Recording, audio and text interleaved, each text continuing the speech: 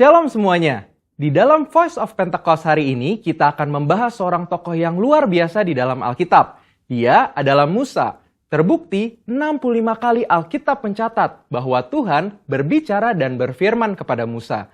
Dan tidak ada nabi lain di dalam Alkitab yang sama seperti Musa. Nah, bukankah sebagai seorang percaya kita rindu untuk terus intim dan dapat bercakap-cakap dengan Tuhan? Karena itu, mari kita sama-sama mempelajari beberapa kualitas dari seorang nabi yang sangat menginspirasi dari zaman ke zaman secara singkat. Yang pertama, Musa memilih hidup dalam kebenaran.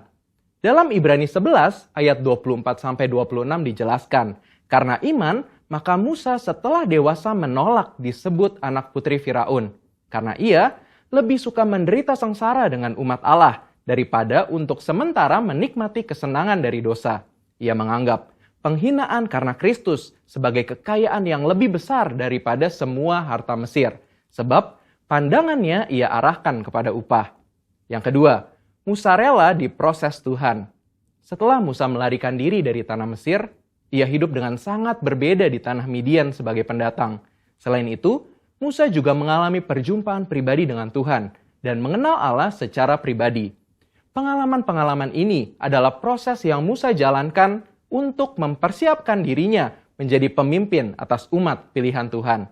Musa meresponi perintah Tuhan untuk membawa dan mengajar bangsa Israel hidup dalam destiny yang sudah Tuhan tetapkan, yaitu menjadi bangsa yang sulung, yang akan beribadah kepada Tuhan dan yang akan melahirkan juru selamat.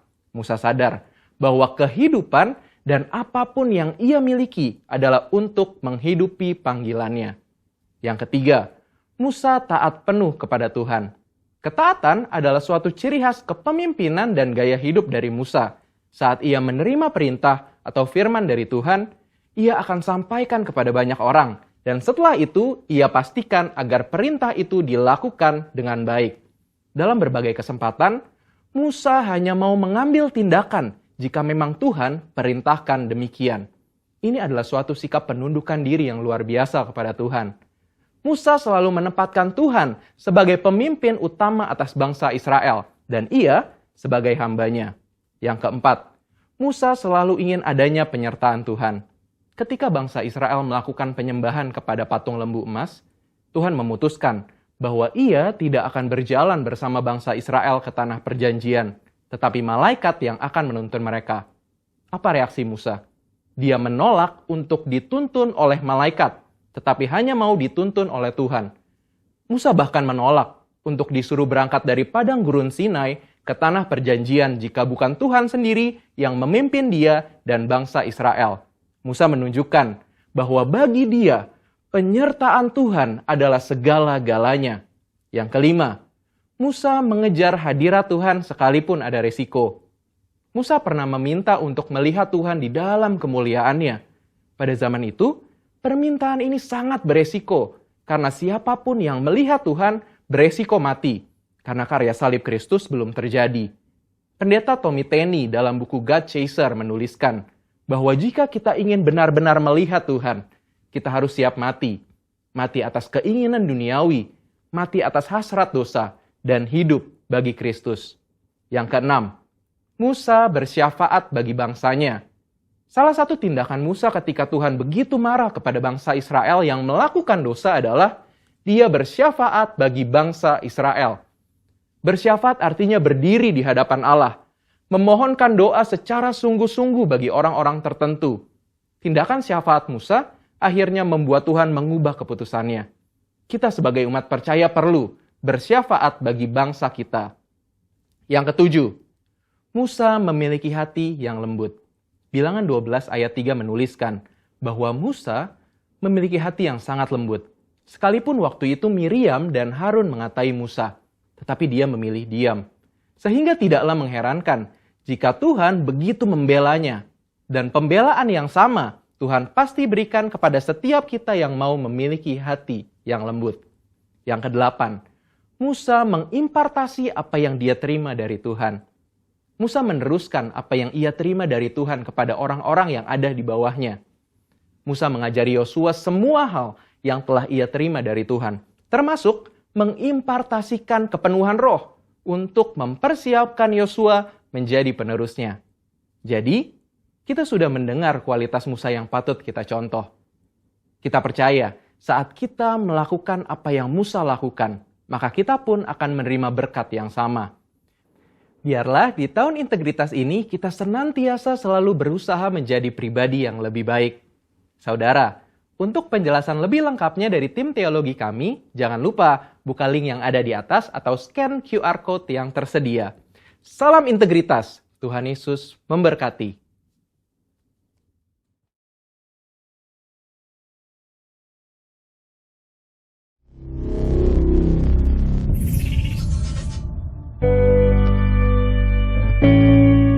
Dalam lindungan Allah, orang yang duduk dalam lindungan yang maha tinggi dan bermalam dalam naungan yang maha kuasa akan berkata kepada Tuhan, tempat perlindunganku dan kubu pertananku, Allahku yang kupercayai. Sungguh, dialah yang akan melepaskan engkau dari jerat penangkap burung, dari penyakit sampar yang busuk. Dengan kepaknya ia akan menundungi engkau, di bawah sayapnya engkau akan berlindung. Kesetiaannya ialah perisai dan pagar tembok. Engkau tak usah takut terhadap kedahsyatan malam, terhadap panah yang terbang di waktu siang, terhadap penyakit sampar yang berjalan di dalam gelap, terhadap penyakit penular yang mengamuk di waktu petang. Walau 1000 orang terbang di sisimu dan 10.000 di sebelah kananmu, tetapi itu tidak akan menimpamu. Engkau hanya menontonnya dengan matamu sendiri dan melihat pembalasan terhadap orang-orang fasik. Sebab Tuhan ialah tempat perlindunganmu, yang maha tinggi telah kau buat tempat perteduhanmu. Malapetaka tidak akan menimpa kamu, dan tulah tidak akan mendekat kepada kemahmu. Sebab malaikat-malaikatnya akan diperintahkannya kepadamu untuk menjaga engkau di segala jalanmu. Mereka akan menatang engkau di atas tangannya, supaya kakimu jangan terantuk pada batu. Singa dan ular tedung akan kau langkahi. Engkau akan menginjak anak singa dan ular naga. Sungguh hatinya melekat kepadaku, maka aku akan meluputkannya. Aku akan membentenginya sebab ia mengenal namaku. Bila ia berseru padaku, aku akan menjawab. Aku akan menyertai dia dalam kesesatan. Aku akan meluputkannya dan memuliakannya.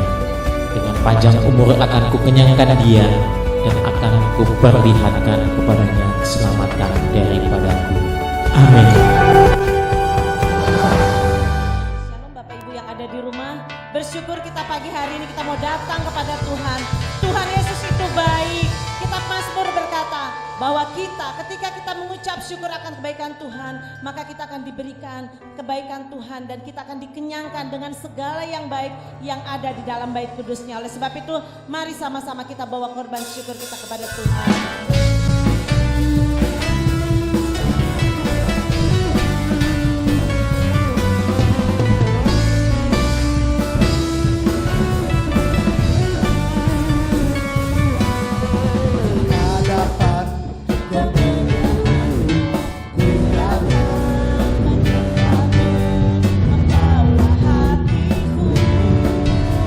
Membawa hidupku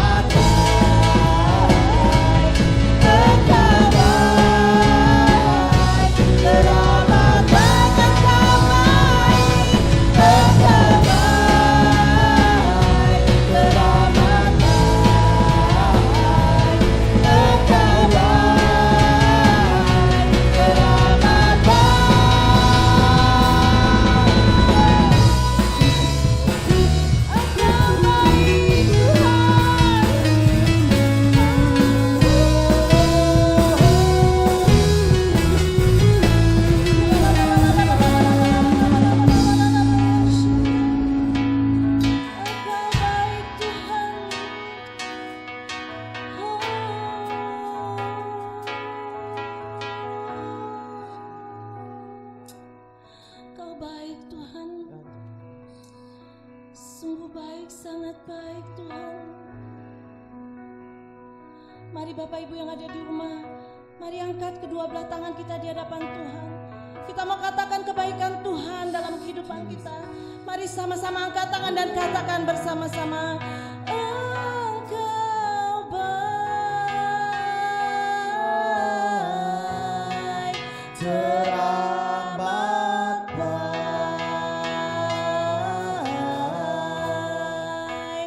Engkau baik, teramat baik. Engkau baik, Engkau baik, teramat baik.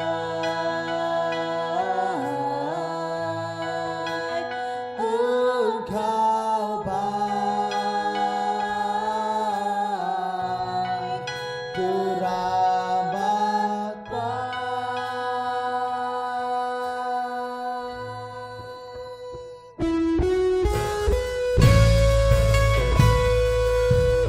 Dengan apa kami dapat balas kebaikan-Mu Tuhan, selain kami memuji dan menyembah-Mu di dalam roh dan kebenaran Tuhan. Tidak ada alasan kami untuk datang kepadamu Tuhan, mengucap syukur buat kebaikan-Mu Tuhan. Mari sama-sama katakan di hadapan Tuhan.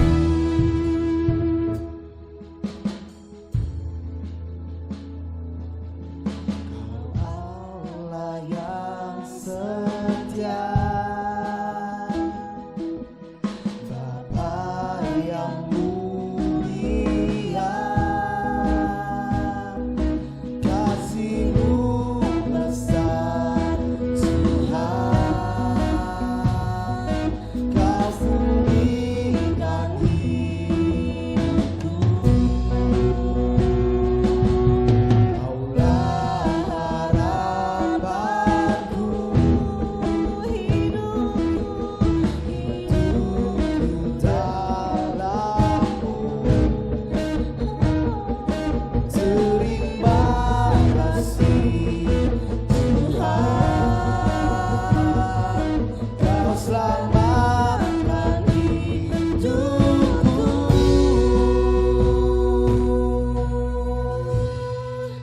Dengan apa kan ku balas segala kebaikan-Mu? Segenap hatiku menyembah-Mu Yesus, ku bersyukur padamu. Dengan apa kan ku balas segala kebaikan-Mu?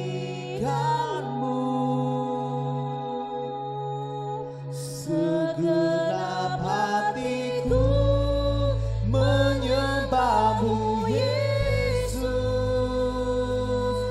ku bersyukur padamu.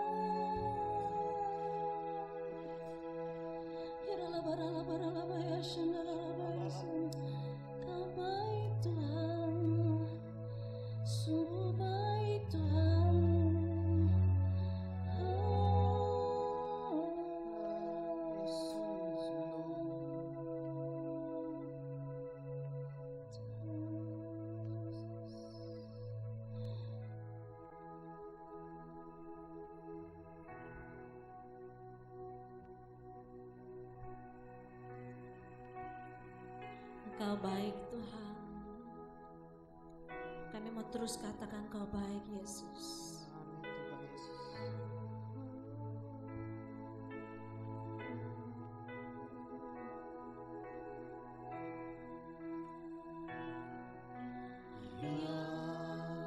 Yesus baik,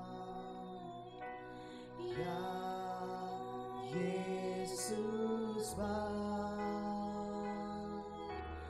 ya Yesus baik, Dia baik buat saya.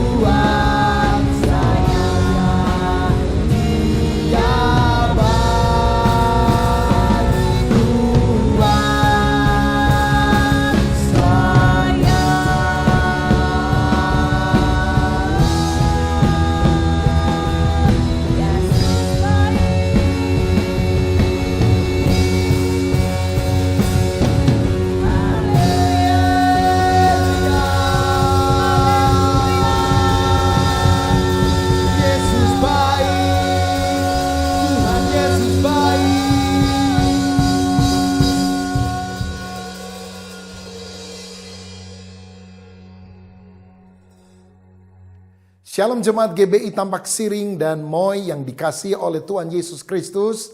Senang sekali saya, Pendeta Rubin Adi Abraham, bisa melayani Anda kembali di dalam ibadah online ini. Tentu saya berterima kasih kepada Bapak Pendeta Kiki Haryadi untuk kesempatan yang telah dipercayakan. Hari ini saya akan menyampaikan firman dengan judul Hidup Menurut Maunya Tuhan. Saudara yang dikasihi Tuhan, tentu dalam kehidupan ini kita memiliki banyak kemauan, keinginan atau kehendak. Dan kita berharap bahkan berdoa supaya Tuhan mengabulkan doa kita. Mungkin ada yang berdoa supaya pandemi COVID-19 ini segera berlalu. Mungkin ada yang berdoa dan berharap supaya ekonomi dan keuangan kita makin lebih bagus. Ada yang berdoa bahkan mungkin untuk rumah baru, mobil baru dan sebagainya. Tapi pernahkah saudara berpikir bahwa pusat alam semesta bukan diri kita, tetapi Tuhan Sang Pencipta, sehingga seharusnya keinginan Tuhan dan bukan keinginan kita yang mesti terpenuhi. Nah, Tuhan mau supaya kita tumbuh rohaninya, hidup memuliakan Tuhan dan menjadi berkat bagi banyak orang. Bagaimana caranya supaya kita hidup menurut keinginan hati Tuhan, hidup menurut maunya Tuhan? Hari ini saya akan berbagi kebenaran firman Tuhan dari kitab 2 Raja-Raja pasal 5. Saya akan mulai baca dari ayat 1 sampai 5 dan kita akan melihat ada 3 kemauan Tuhan yang harus kita laksanakan dalam kehidupan kita supaya kita menjadi orang yang berkenan kepadanya. Demikian firman Tuhan 2 Raja-Raja 5 ayat 1 sampai 5. Naaman Panglima Raja Aram adalah seorang terpandang di hadapan tuannya dan sangat disayangi. Sebab oleh dia Tuhan telah memberikan kemenangan kepada orang Aram. Tetapi orang itu seorang pahlawan tentara, sakit kusta. Orang Aram pernah keluar bergerombolan dan membawa tertawan seorang anak perempuan dari negeri Israel. Ia menjadi pelayan pada istri Naaman. Berkatalah gadis itu kepada nyonyanya, sekiranya tuanku menghadap nabi yang di Samaria itu, maka tentulah nabi itu akan menyembuhkan dia dari penyakitnya. Lalu pergilah Naaman memberitahukan kepada tuannya, katanya, begini-beginilah dikatakan oleh gadis yang dari negeri Israel itu. Maka jawab Raja Aram, baik, pergilah dan aku akan mengirim surat kepada Raja Israel. Lalu pergilah Naaman dan membawa sebagai persembahan 10 talenta perak dan 6.000 shikal emas dan 10 potong pakaian. Nah saudara sekalian, dari pembacaan perikop ini saya melihat ada beberapa pelajaran rohani yang harus kita lakukan supaya kita bisa hidup menurut maunya Tuhan. Yang pertama, Tuhan ingin kita menjadi pewarta kabar baik. Naaman adalah seorang panglima Aram yang terpandang. Dia disegani oleh kawan, ditakuti oleh lawan. Karena kemanapun dia pergi, kemenangan dia peroleh. Tapi tanpa diketahui oleh orang banyak, dia menderita penyakit yang berbahaya. Penyakit kusta. Penyakit yang tidak ada obatnya pada waktu itu. Bahkan oleh sebagian orang dipandang sebagai penyakit karena kutuk daripada Tuhan. Ini menunjukkan orang luarnya mungkin hebat, kaya, berpangkat. Tetapi siapa yang tahu apa yang ada di dalam hati? Seringkali ada kegelisahan, apalagi orang itu kalau belum kenal Tuhan. Mereka membutuhkan jawaban, membutuhkan suatu pemenuhan di dalam jiwanya. Luarnya hebat, tapi dalamnya ada masalah dan mereka perlu Tuhan. Karenanya penting sekali kita menjadi pemberita kabar baik. Membawa harapan, membawa kabar keselamatan bagi orang yang belum mengenal Tuhan. Saudara sekalian, ketika Naaman sedang mengalami masalah, berita baik itu disampaikan oleh pelayan wanita dari istri Naaman. Dia seorang budak Ibrani yang ditawan dari Israel. Tetapi dia memiliki sebuah berita yang sangat berharga. Yang akhirnya Naaman bahkan Raja Aram mendengar dan menyetujui usulan seorang budak perempuan. Kalau engkau pergi dan ketemu dengan Nabi Elisa yang di Samaria itu, Tuhan bisa menyembuhkan penyakitmu. Saudara, betapa indahnya kalau orang punya masalah, dia tidak datang ke paranormal, tapi dia datang kepada seorang Kristen, seorang anak Tuhan yang berani bersaksi bahwa kita punya Yesus, kita punya Allah yang hidup dan yang benar, yang bisa menolong apapun pergumulan kita. Karena itu jadilah orang yang punya hobi mengabarkan kabar baik, kabar Injil kepada orang lain. Ada orang yang hobinya juga menyebarkan berita hoax kepada orang-orang lain. Ini satu tindakan yang tidak terpuji tentunya. Mari kita beritakan Injil. Saudaraku, hari-hari ini ada banyak orang takut mati kena COVID. Banyak orang yang takut karena perekonomiannya menjadi goncang. Dan bukankah kita perlu membawa kabar baik kepada teman-teman kita bahwa ada Yesus yang bisa memberikan hidup yang kekal bagi setiap orang yang percaya. Sekian tahun yang lampau saya pernah diundang untuk melayani sebuah retreat di Pulau Samosir di Danau Toba, Sumatera Utara. Dan kemudian pada waktu senggang saya naik kapal atau perahu dengan istri saya mengunjungi beberapa tempat di sekitar Danau Toba itu. Dan saya melihat ke satu daerah di mana ada banyak batu-batu besar berjajar. Dan saya diberitahu bahwa itu adalah tempat di mana dulu para raja-raja Batak suka rapat atau bersidang. Lalu kemudian saya tertarik kepada sebuah batu besar yang rata atasnya. Dan katanya ini adalah tempat untuk membunuh orang jahat yang kemudian setelah dibunuh, dagingnya itu dicincang, dibagi-bagikan kepada orang yang hadir dan darahnya diminum. Karena mereka percaya bahwa kekuatan spiritual mereka akan bertambah kalau mereka makan daging dan minum darah orang tersebut. Ngeri sekali. Lalu saya tanya sama orang itu, kalau sekarang masih ada yang begitu enggak? Dan jangan-jangan kita di sini dimakan orang kan begitu saudara. Dia bilang, oh tidak Pak, tenang saja. Lalu saya tanya, kenapa ini berakhir? Apakah dilarang oleh pemerintah Hindia Belanda pada waktu itu? Oh bukan. Ada seorang penginjil dari Jerman yang bernama Nommensen memberitakan Injil kepada orang-orang Batak yang ada di Sumatera dan juga di daerah sana. Sehingga adat kebiasaan lama yang sangat mengerikan itu berubah karena berita Injil sanggup mengubah kehidupan mereka. Di sini saya melihat bahwa Injil sanggup mengubah kehidupan orang. Orang yang suka makan orang lain, kanibal pun bisa berubah oleh karena Injil Yesus. Betapa kuasa yang kita akan sampaikan kepada mereka yang mendengar berita Injil dari Alkitab. Saudaraku, keluarga kami dulu bukan keluarga Kristen. Orang pertama yang bertobat percaya kepada Yesus adalah ibu dari nenek saya. Saya panggil Makco. Dia tinggal di pedalaman Kalimantan Tengah pada waktu itu. Ada misionaris datang memberitakan Injil, membuat sebuah gereja kecil, dan dia ikut. Suaminya tidak suka, suaminya marah-marah. Anak-anaknya juga tidak setuju oma tua ini ke gereja. Tapi dia tetap rajin ke gereja, menceritakan kisah-kisah Alkitab kepada keluarga. Orang kedua di keluarga kami yang bertobat adalah ayah saya. Dan sejak itu satu demi satu anggota keluarga kami semua mengenal Yesus dan diselamatkan, bahkan dibaptis. Sekarang ini mungkin kira-kira ada 150 anggota keluarga dan famili-famili yang sudah menerima Yesus sebagai Tuhan dan Juru Selamat. Tetapi kami tidak bisa berbangga hati karena yang Tuhan pakai untuk menyelamatkan keluarga kami adalah seorang nenek tua sederhana yang buta huruf. Di makamnya ada batu nisan yang kami tulis begini: nenek yang kekasih, pelopor iman Kristen dalam keluarga kami.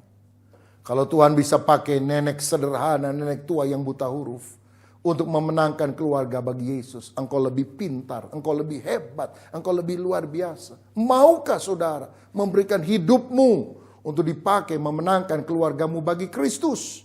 Bahkan memenangkan teman-temanmu bagi Dia. Inilah maunya Tuhan supaya saudara pada masa ini menjadi pewarta kabar baik.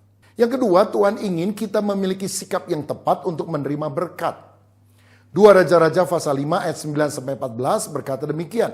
Kemudian datanglah Naaman dengan kudanya dan keretanya lalu berhenti di depan pintu rumah Elisa. Elisa menyuruh seorang suruhan kepadanya mengatakan, pergilah mandi 7 kali dalam sungai Yordan, maka tubuhmu akan pulih kembali sehingga engkau menjadi tahir. Tetapi pergilah Naaman dengan gusar sambil berkata, aku sangka bahwa setidak-tidaknya ia datang keluar dan berdiri memanggil nama Tuhan Allahnya. Lalu menggerak-gerakkan tangannya di atas tempat penyakit itu dan dengan demikian menyembuhkan penyakit kustaku. Bukankah Abana dan Parpar, sungai-sungai Damsyik, lebih baik dari segala sungai di Israel? Bukankah aku dapat mandi di sana dan menjadi tahir? Kemudian berpalinglah ia dan pergi dengan panas hati. Tetapi pegawai-pegawainya datang mendekat serta berkata kepadanya, Bapak, seandainya Nabi itu menyuruh perkara yang sukar kepadamu, bukankah Bapak akan melakukannya? Apalagi sekarang ia hanya berkata kepadamu, mandilah dan engkau akan menjadi tahir. Maka turunlah ia membenamkan dirinya 7 kali dalam sungai Yordan sesuai dengan perkataan abdi Allah itu. Lalu pulihlah tubuhnya kembali seperti tubuh seorang anak dan ia menjadi tahir. Alkitab mencatat, Naaman pergi ke Israel untuk menemukan kesembuhan. Dan ketika dia tiba di depan rumah Elisa, Elisa ternyata tidak mau menjumpai dia. Hanya menyuruh seorang bujangnya dan berkata, pergi aja ke sungai Yordan, nyelam 7 kali, nanti kamu akan sembuh. Marahlah Naaman, karena ini kan jenderal saudara. Tamu bukan cuma dari luar kota, dari luar negeri. Kan mestinya ada sopan santun dong. Nabi menyambut dia kasih minum ajak ngobrol Apakah Elisa itu tidak sopan? Saya yakin Elisa seorang yang sopan. Tapi sebetulnya dia sedang dipakai Tuhan untuk menguji Naaman. Sebab kalau Naaman lulus dalam ujian ini, baru dia terima mujizat. Ujiannya ada 2. Yang pertama ujian kerendahan hati. Saudara, ketika dia tidak disambut oleh Nabi, dia menjadi marah. Karena dia merasa mungkin dia diremehkan. Dan di ayat 11 tadi dia bilang, mestinya Nabi itu keluar dari rumahnya, nyambut saya. Gerak-gerakan tangannya di atas tubuh saya yang sakit kusta, lalu penyakit saya sembuh. Oh, ini memang orang gede, jenderal, minta tolong aja masih mau ngatur Tuhan. Caranya mesti gini gitu. Saudara tahu, orang yang sombong akan kehilangan berkat. Tapi orang yang rendah hati, dialah yang akan mendapat mujizat. Dalam Markus pasal 7, Yesus pernah ketemu dengan seorang wanita Sirofenisia yang dengan rendah hati minta tolong supaya Tuhan menyembuhkan anaknya yang sakit. Yesus menguji dia dengan kalimat apa? Tidak pantas memberikan roti jatah untuk anak-anak dan diberikan kepada anjing. Maksudnya kalau orang Yahudi itu seperti anak Tuhan, tapi orang non-Yahudi seperti anjing. Sebetulnya inilah pandangan orang Yahudi kepada orang non-Yahudi. Yesus hanya ngomong dari apa yang merupakan pemikiran orang banyak. Tapi wanita Sirofenisia itu bilang, nggak apa-apa deh Tuhan, aku disebut anjing. Anjing juga suka makan remah-remah roti yang dijatuhkan dari meja oleh anak-anak itu. Wah, langsung Yesus bilang, luar biasa ini orang.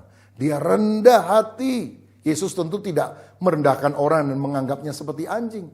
Tapi Yesus menguji hatinya. Langsung dia bilang, pulanglah, anakmu sembuh. Dan mujizat terjadi. Yakobus 4 ayat 6 berkata, Allah menentang orang yang congkak tapi mengasihani orang yang rendah hati. Ini hampir saja Naaman tidak terima mujizat. Karena di ayat 12 tadi dia bilang, bukankah Abana dan Parpar, sungai yang ada di Damsyik, di negaranya, jauh lebih bersih daripada sungai Yordan. Sungai Yordan banyak pisang gorengnya. Ngapain saya mandi di sini? Orang gak mau kalah dan ngomong sembarangan. Dan hampir saja Naaman itu tidak disembuhkan karena tinggi hati yang dia miliki. Panas, sombong, marah. Tapi untung di ayat 13 dia punya orang-orangnya yang meredakan kegeraman. Yang bilang, udahlah Tuhan, kan cuma disuruh nyelam aja. Kalau diminta yang lebih susah, misalnya, coba kamu akan sembuh kalau kamu sudah berhasil menyikat giginya singa. Kan mesti dijalanin juga. Itu lebih berat, nanti dimakan singa, ini cuma nyelam apa susahnya. Akhirnya Naaman taat, saudara. Oh, penting sekali kita punya teman yang bukan mengompori kalau lagi kita marah. Jangan bergaul dengan para provokator, tetapi menjadi orang yang memotivasi kita untuk melakukan hal yang baik. Kalau teman kita lagi panas seperti ada api, jangan disiram pakai bensin, siram pakai air supaya lebih sejuk. Saudara, kalau kita rendah hati, Tuhan akan memberkati. Dan ujian yang kedua adalah ujian ketaatan. Ayat 14, ketika mendengar masukan daripada pegawainya, Naaman menyelamkan diri 7 kali. Dan waktu dia keluar, sembuh menerima mujizat Tuhan. Saudara, berkat datang melalui kerendahan hati dan ketaatan. Kenapa dia menyelam 7 kali? Ada yang bilang, oh 7 itu angka sempurna. Jadi kita harus taat sama Tuhan secara sempurna. Oh boleh, bagus juga penafsiran itu. Tapi menurut saya simpelnya begini. Naaman mandi 7 kali karena memang dia disuruh Tuhan nyelam 7 kali. Kalau Tuhan bilang 3 kali, ya sembuh 3 kali. Kalau harus nyelam 10 kali dan dia taat, dia akan sembuh juga kalau 10 kali. Yang penting apapun yang Tuhan ngomong kita taat. Itulah iman. Iman artinya mengaminkan firman. Apapun yang Tuhan ngomong, ya Tuhan, aku mau nurut. Seperti Simon Petrus yang menangkap ikan dan gagal sepanjang malam. Tapi ketika Yesus meminjam perahunya, dan kemudian dia berkata, tolakkan perahumu ke tempat yang dalam, tebarkan jalamu untuk menangkap ikan. Tuhan, saya udah coba semalam, tapi oke lah, karena Engkau yang menyuruh, aku akan taat juga. Dan ketika dia taat, dia menangkap ikan dalam jumlah yang sangat besar. Ketaatan mengandung berkat, ketidaktaatan mengundang kutuk di dalam kehidupan kita. Maukah kita belajar taat? Saya ingat satu kali ada seorang anak yang ngomong gini sama papanya. Papa, saya kan sudah besar, bisa nyetir mobil sendiri. Belikan mobil saya dong, Papa.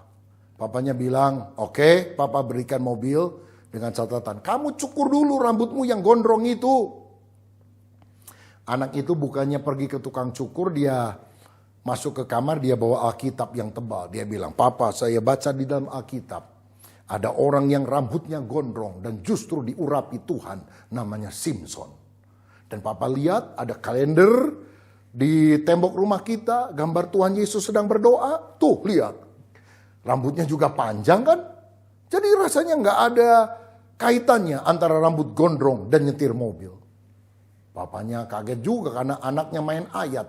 Tapi papanya penuh hikmat, dia bilang, hebat juga ya teladan kamu tokoh-tokoh Alkitab seperti Simson, Yesus. Bagus. Dan Papa juga baca Alkitab. Dan Papa lihat Simson pergi kemana-mana jalan kaki. Yesus juga sama, paling-paling naik keledai. Jadi karena kamu gak mau cukur rambut kamu, malah mengikuti teladan Simson dan Yesus. Jalan kaki aja, gak usah naik mobil, saudara. Nah akhirnya anaknya tidak dapat apa-apa, karena apa? Tidak taat. Saudara sekalian, ingatlah ini. Ketaatan mengandung berkat, ketidaktaatan mengundang kutuk di dalam kehidupan kita.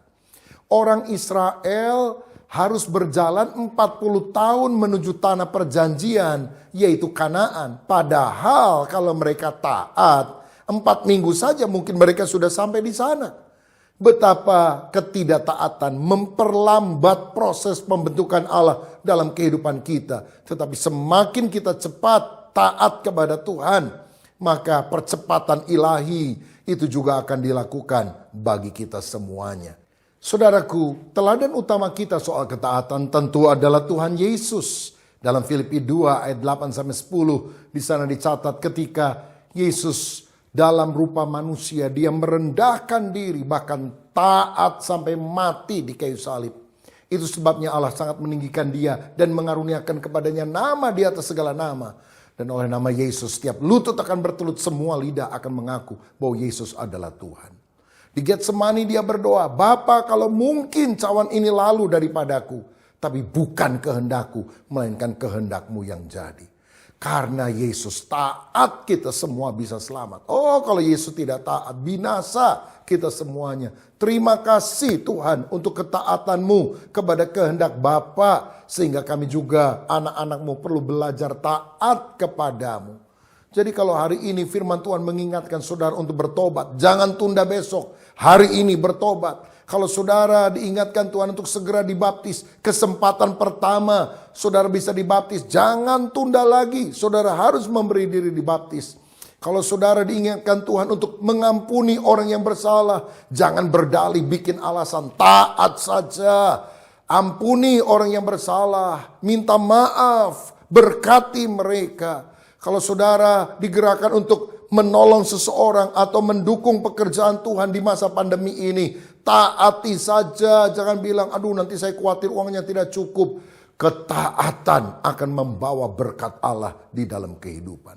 Saudara, ini yang Tuhan inginkan dalam kehidupan kita. Hidup dalam kerendahan hati dan hidup di dalam ketaatan. Saya yakin kalau kita melakukan hal tersebut, maka segala kusta rohani dalam hidup kita, perkara-perkara yang tidak beres, itu akan dipulihkan, disembuhkan oleh Tuhan. Dan nama Tuhan akan dipermuliakan. Karena kita dikenal sebagai orang yang rendah hati dan taat. Sama seperti Yesus Kristus juga. Puji Tuhan. Saudara, yang ketiga, Tuhan ingin agar kita mengutamakan perkara rohani lebih daripada materi. Dalam 2 Raja-Raja 5 ayat 15 dan 16 dikatakan, kemudian kembalilah ia dengan seluruh pasukannya kepada abdi Allah itu. Setelah sampai tampilah ia ke depan Elisa dan berkata, sekarang aku tahu bahwa di seluruh bumi tidak ada Allah kecuali di Israel. Karena terimalah kiranya suatu pemberian dari hambamu ini. Tetapi Elisa menjawab, demi Tuhan yang hidup, yang di hadapannya aku menjadi pelayan, sesungguhnya aku tidak akan menerima apa-apa. Dan walaupun Naaman mendesaknya supaya menerima sesuatu, ia tetap menolak. Saudara, Naaman sembuh. Lalu dengan rasa syukur, dengan sangat gembira dia memberikan persembahan harta yang sudah dia bawa dari Aram kepada Elisa.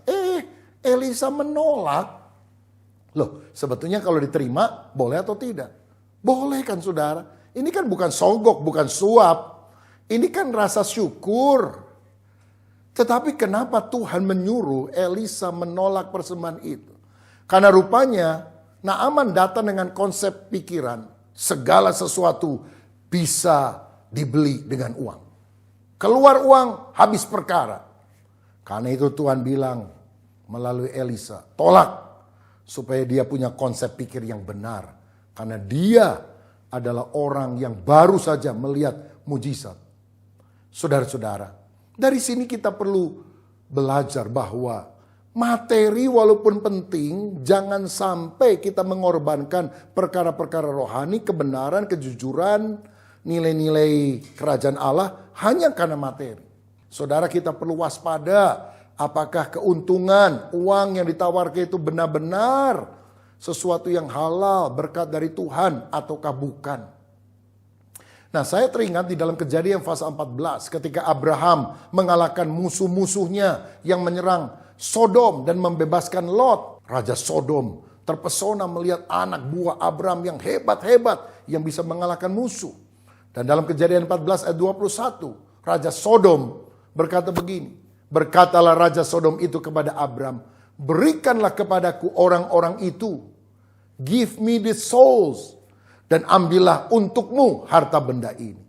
Jadi dia mau menukar hartanya yang banyak dengan orang-orang Abraham. Supaya orang-orang Abraham bisa diberikan kepada Raja Sodom. Ini Raja Sodom raja jahat, raja najis. Dia mau memberikan uangnya asal bisa menguasai anak buahnya Abraham. Bahkan dalam bahasa Inggris dikatakan, bukan berikan orang-orangmu, tapi give me the souls. Berikan kepadaku jiwa-jiwa itu. Hati-hati, ini siasat setan. Saudara, mungkin kau ditawari uang, tapi jiwamu akan direbut oleh iblis. Markus 8 ayat 36 berkata, apa gunanya seorang memperoleh seluruh dunia, tetapi dia kehilangan nyawanya. Hati-hati dengan uang di depan mata. Jangan langsung dianggap berkat Tuhan. Uang yang tidak halal jangan dimakan. Barang curian, barang selundupan, walaupun harganya lebih murah, jangan diambil. Kalau engkau makan, jiwamu tercekik. Engkau akan seperti Lot yang tinggal di Sodom, yang akhirnya kehilangan segala-galanya. Dan apa berkat yang Tuhan janjikan kepada orang yang berani menolak keuntungan yang ternyata bukan berasal dari Tuhan. Langsung Kejadian 15 ayat 1 Tuhan langsung ngomong. Kemudian datanglah firman Tuhan kepada Abram dalam satu penglihatan. Janganlah takut Abram, akulah perisaimu, upahmu akan sangat besar. Oh, haleluya. Orang yang berani menolak keuntungan atau harta yang bukan berasal dari Tuhan. Tuhan sendiri akan bilang kepada saudara, upahmu akan sangat besar. Pada masa pandemi ini ketika krisis ekonomi juga sedang terjadi. Tetap hidup menurut kehendak Tuhan. Dan Tuhan berjanji, upahmu akan sangat besar. Elisa menolak uang dari Naaman.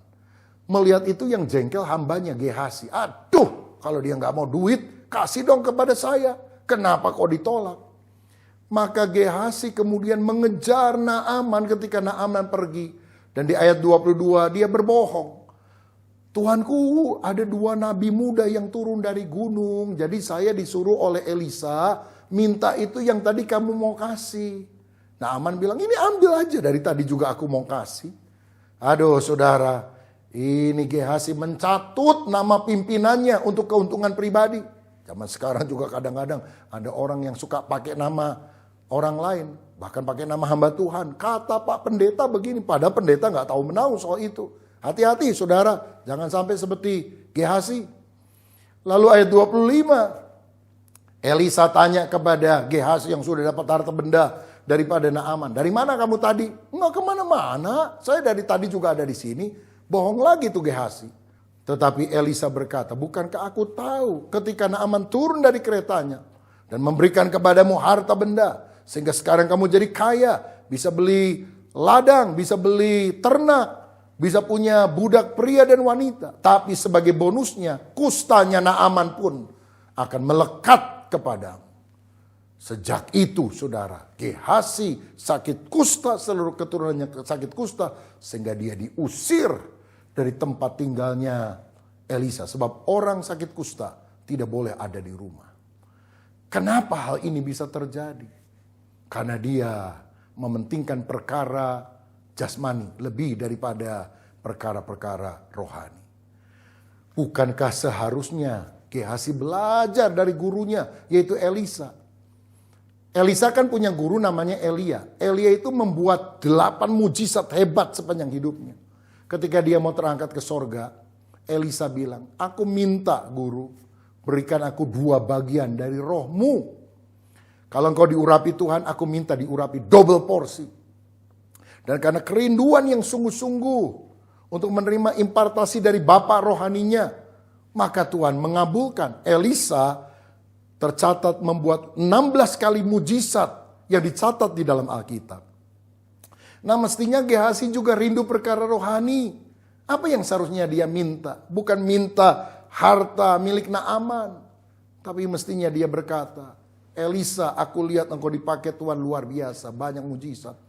Tuhan, aku mohon, urapi aku dengan pengurapan double porsi seperti yang kau sudah berikan kepada Elisa.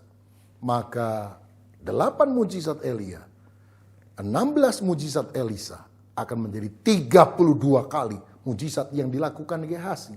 Dan Gehazi menjadi nabi terhebat dalam perjanjian lama. Sayang sekali itu tidak terjadi. Karena pengejarannya adalah perkara materi. Maukah hari ini kita berkata, aku mau hidup seperti maunya Tuhan. Pertama, aku mau menjadi pembawa kabar baik. Memberitakan Injil kepada orang di sekitarku. Kedua, aku ingin memiliki sikap yang tepat untuk memperoleh berkat. Yaitu kerendahan hati dan ketaatan. Dan yang ketiga, aku ingin mengutamakan perkara rohani lebih daripada perkara jasmani. Mari kita berdoa.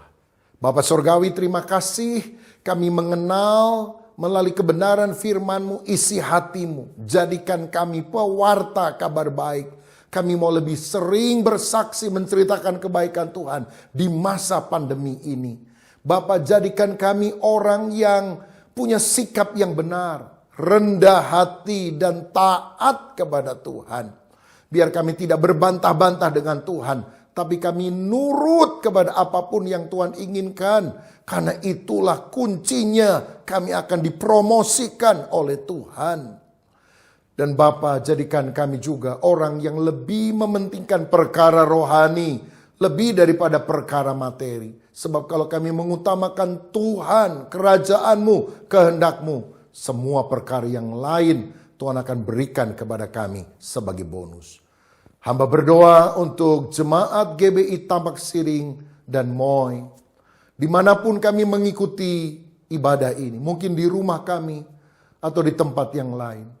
Urapilah kami semua dengan Roh Kudus. Supaya kami menjadi umat-Mu yang taat. Hidup menurut maunya Tuhan. Berkati gembala dan seluruh staf pelayanan. Sehingga iman kami makin kuat bahkan di masa-masa yang sulit ini.